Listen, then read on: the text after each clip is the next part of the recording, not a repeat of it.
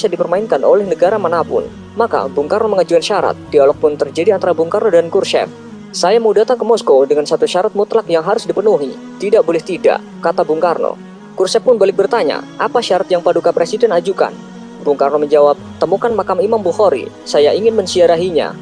Tentu saja Khrushchev yang komunis tulen pun sangat bingung. Siapa Imam Bukhari, pikirnya. Khrushchev segera memerintahkan pasukan elitnya untuk menemukan makam yang dimaksud. Ternyata hasilnya nihil.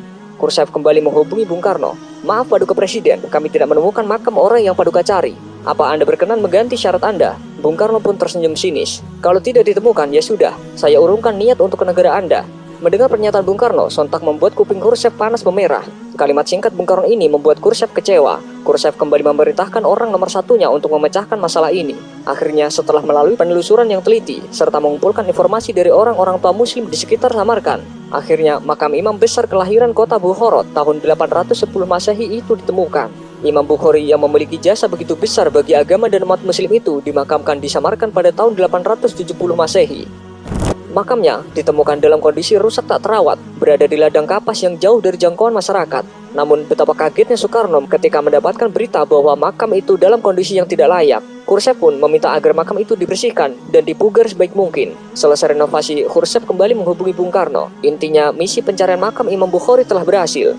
Sambil tersenyum, Bung Karno mengatakan, baik, saya akan datang ke negara Anda. Akhirnya, setelah sebulan sejak penemuan dan pemugaran makam tersebut, Soekarno bersedia berkunjung ke Soviet. Dengan naik kereta api, Soekarno tiba di kota Samarkand pada tanggal 12 Juni 1961.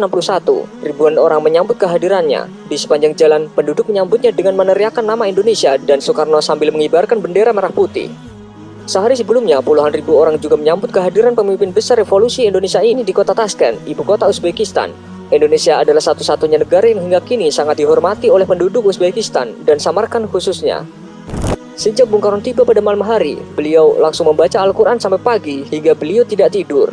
Saat ditemukan makam dalam kondisi tidak terurus, Soekarno meminta pemerintah Uni Soviet agar segera memperbaikinya. Ia bahkan sempat menawarkan agar makam dipindahkan ke Indonesia apabila Uni Soviet tidak mampu merawat dan menjaga makam tersebut. Dengan emas seberat makam Imam Bukhari akan diberikan sebagai gantinya.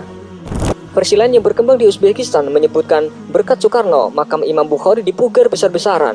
Dulunya makam itu tidak terlihat kemegahannya, tetapi jelang ziarah Soekarno, makam dibersihkan dan direnovasi hingga tampak megah. Sejak saat itu, pihak Barat pun menilai kunjungan Soekarno ke Moskow tak hanya untuk urusan politik, melainkan juga ziarah.